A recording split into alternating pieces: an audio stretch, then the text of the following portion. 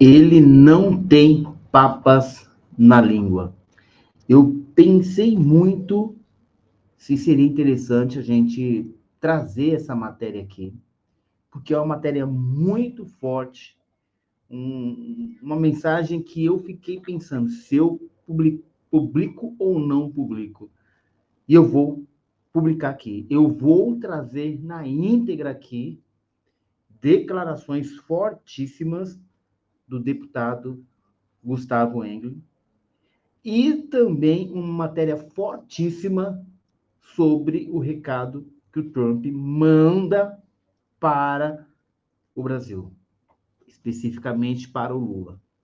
É muito forte aqui, aperte os cintos, notícias bombásticas que acaba de sair, eu vou compartilhar com vocês aqui agora. Mas eu preciso que você fique até o final.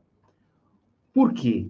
O Bolsonaro já fez ali a sua publicação, a convite da Folha de São Paulo, ele trouxe ali o seu artigo, Trump vence nos Estados Unidos, causa um alvoroço aqui no Brasil, e em seguida temos uma decisão importante em um processo que o Bolsonaro estava aí sendo investigado, enfim, aquela questão de pintou um clima, o Ministério Público já voltou atrás, não deu sequência, então ele já está livre desse processo. Será que estará livre dos outros também? O que podemos esperar a partir de agora?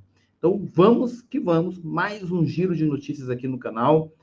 Se você não me segue ainda, me siga aqui. Assim você não perde nenhuma informação. Assim que a gente sobe um vídeo, você é notificado, você já recebe. Esmaga o dedo no like e deixa aqui os seus comentários, porque é muito importante. Eu vou soltar. Eu fiquei muito pensativo, é muito forte, mas nosso canal é um canal democrático, é um canal que a gente ouve todos, então por isso você tem liberdade de deixar o seu comentário aqui, e eu vou trazer. Eu vou trazer esse lado, vou trazer outro lado, eu vou trazendo tudo aqui para vocês, e aí você vai tirar as suas conclusões. Vamos lá, vem comigo agora, esse é forte, hein? Esse vídeo é muito forte. Vou deixar registrado aqui os créditos ao deputado federal Gustavo Gayer. Tá aí, o Gustavo Gayer na tela. Preste atenção. Todos nós sabemos que a Suprema Corte Brasileira virou uma espécie de escritório despachante do Lula e do PT e dos membros da corrupção, das empresas que fizeram toda a corrupção que destruíram o nosso país. Ele tem que humilhar o STF publicamente, internacionalmente.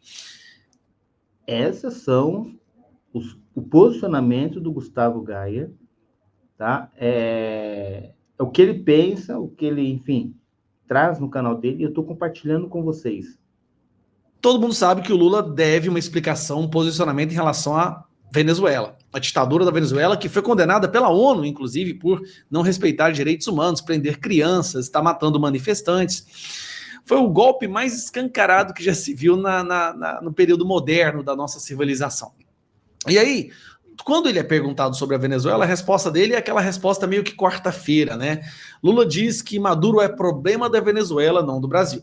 Mas isso não faz sentido. O Lula deu pitaco nos Estados Unidos, declarando apoio a Kamala Harris, falando que o Donald Trump é um perigo para a democracia nazista e fascista. Deu pitaco na Argentina, mandou gente para a Argentina para fazer campanha para o opositor do Milei na época da eleição, e todos nós nos lembramos muito bem disso. Então, o Lula está interferindo agora, tentando acabar com o embargo em Cuba, né, que já existe há muitos anos, porque Cuba também é um país, é uma ditadura. Então ele está tentando fazer aquela defesa que não é defesa do Maduro, porque senão pega muito mal, e Maduro deve ter muitas provas dos crimes que ele cometeu. Porém, durante essa entrevista, o Lula falou um negócio que chamou muito a atenção. Vamos ouvir isso aqui. Nós fizemos uma nota junto com a Colômbia, sabe, dizendo da nossa inquietação de você não ter uma prova do resultado eleitoral. Ele deveria ter mandado a nota para o Conselho Nacional Eleitoral, que foi criado por ele próprio, que tinha 2 membros da oposição e 3 do governo. Ele não... Para quem não sabe, esse é o Cajuru, viu? A maior vergonha do estado de Goiás. Meu Deus, como nós temos vergonha dessa pessoa. Mostrou, foi direto para a Suprema Corte. Eu não tenho o direito de ficar questionando a Suprema Corte de outro país, porque eu não quero que nenhum país questione a minha Suprema Corte. Lula, o que você não quer? Porque eu não quero que nenhum país questione a minha Suprema Corte. Você lembra daquela vez ele dando uma entrevista, falando, eles ficam falando do meu triplex, né? Do meu triplex, onde na entrevista ele admite que o triplex era dele, ou triplex, que ele chamava, né?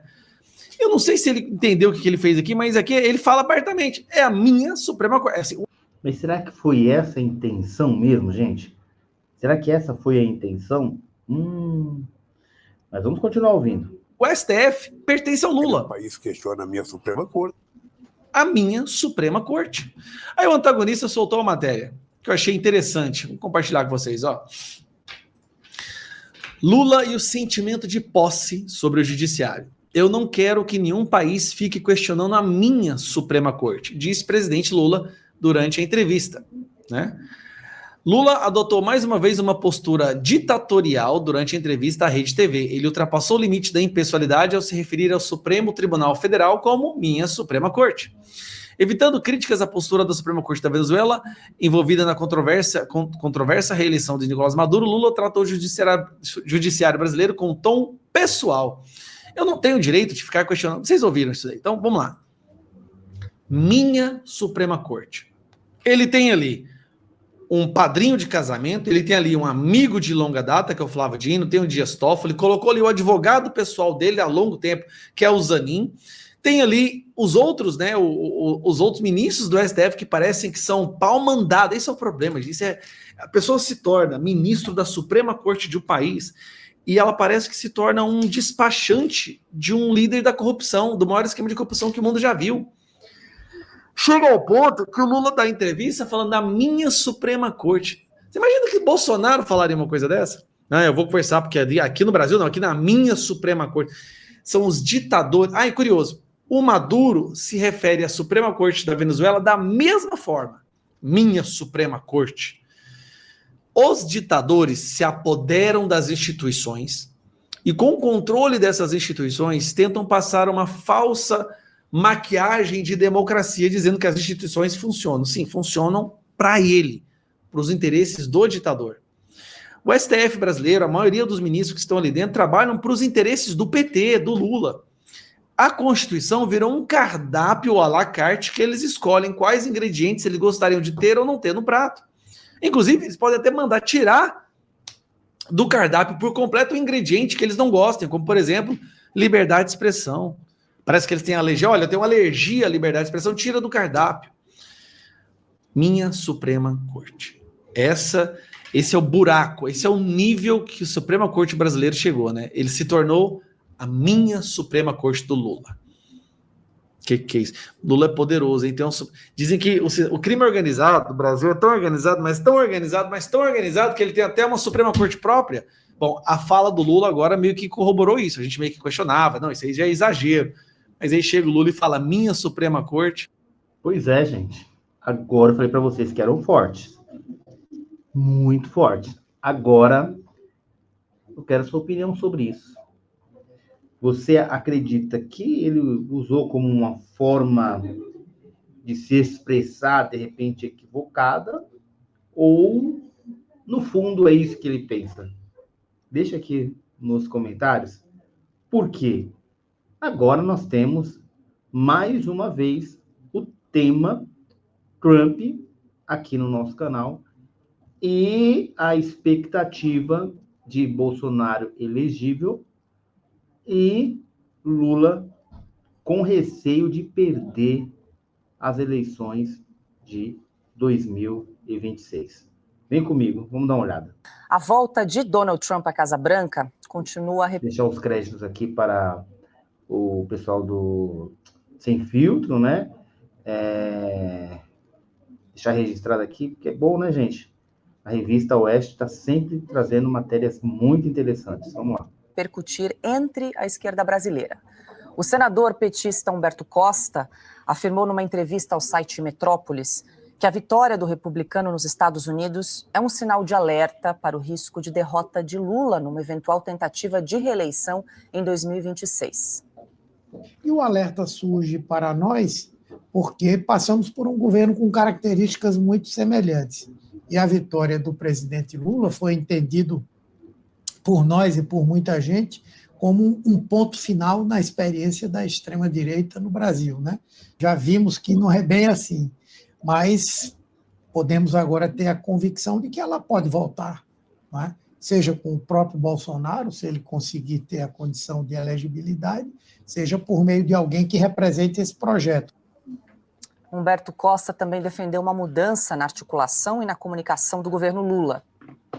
Me parece que é um consenso que nós precisamos, e aí não é um problema do governo só, é um problema do partido também, que nós precisamos nos comunicar melhor com a sociedade.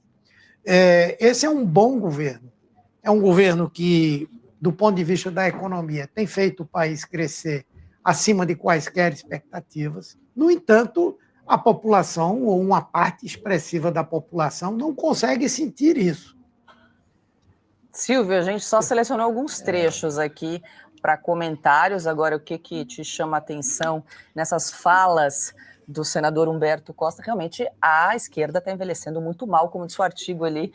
Pois é, gente. Vamos deixar com vocês aí 2 reportagens bem interessantes. Essa última agora, no sentido que realmente as eleições dos Estados Unidos podem influenciar politicamente, não juridicamente, mas politicamente aqui no Brasil. Até o nosso próximo vídeo. Comente, compartilhe e deixe o seu joinha. Tchau, tchau.